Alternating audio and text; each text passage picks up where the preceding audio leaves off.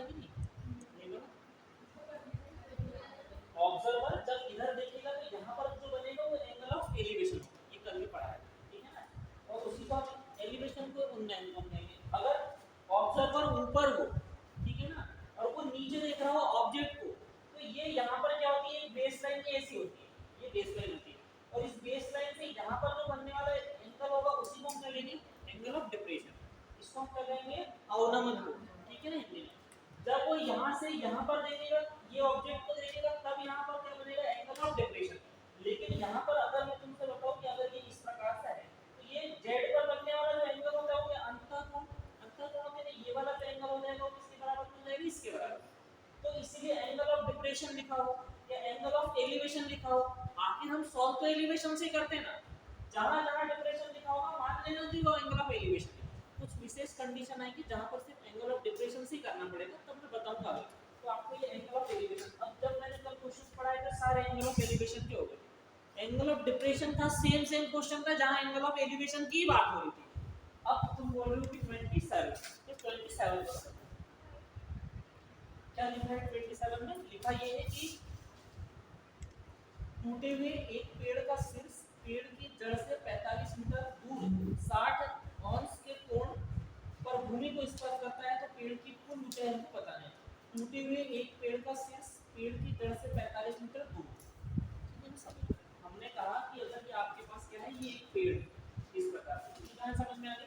इधर देखो बोर्ड पर मैं बता रहा हूँ, ये पूरा पेड़ है ना, ठीक है।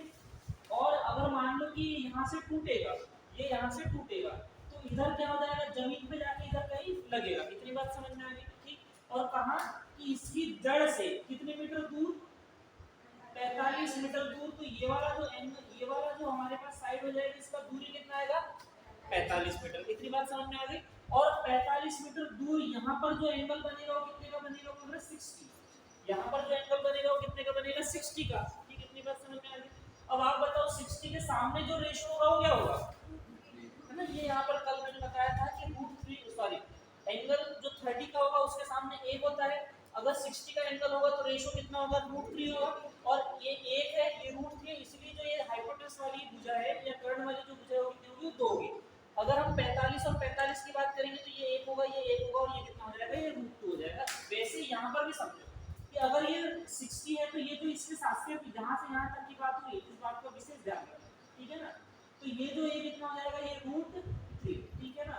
तो ये जो वैल्यू हो जाएगी कितनी हो जाएगी, 1। और इसी की वैल्यू हमारे पास कितनी दी हुई है, 45 मीटर। इसी की वैल्यू हमारे पास कितनी दी हुई है, 45 मीटर। इतनी बात आपको समझ में ये हो गया। अब हमसे पूछा क्या है वो पढ़ लो एक बार क्लास में। पेड़ की कुल ऊंचाई हमको बता रहे हैं कि कुल ऊंचाई क्या होगी। अब आप में बताओ पेड़ कितना है।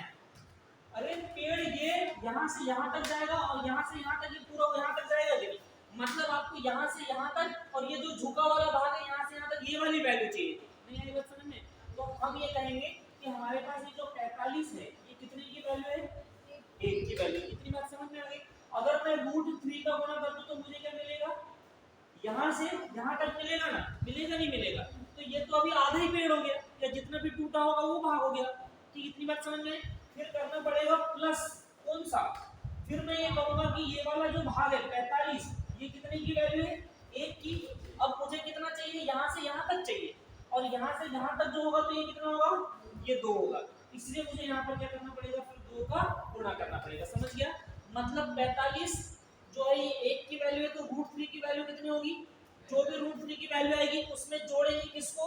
अगर ये मान लो कि ये 45 की वैल्यू है, ये 45 1 की वैल्यू, तो फिर मेरे को यहाँ 2 की वैल्यू निकालनी पड़ेगी। तो वो 2 की वैल्यू मतलब ये वाला √3 का जो भी वैल्यू आएगा और ये 2 का जो भी वैल्यू आएगा, इन दोनों को जोड़ना पड़ेगा, तब जाके पूरा पेड़ खड़ा होगा। समझ में आया? बस ये तुमसे नहीं माना होगा। अब इसको मैं सॉल्व कर लूं तो क्या कॉमन निकल जाएगा, 45। अरे 45 कॉमन निकलेगा ना, तो 45 को कॉमन निकल जाएगा बाहर। यहाँ पर √3 का वैल्यू बताओ कितना होता है, √3 का वैल्यू पॉइंट में बताओ, 1.732 पूरा बोलेंगे, ठीक है ना। प्लस ये कितना हो जाएगा, 2, ठीक है ना। फिर हम क्या करेंगे, 45 में गुणा करेंगे। कितने का गुणा करेंगे, 3.732। और अगर आप 45 गुणा इतना करोगे तो आपका आंसर आ जाएगा ऑप्शन नंबर कौन सा, सी वाला, 167.85। कितना आंसर आ जाएगा इसका, कि ये जो पूरा पेड़ हो जाएगा यहाँ से लेके यहाँ तक कितना कितना आ जाएगा 168.75 कितना है ऑप्शन में कितना 160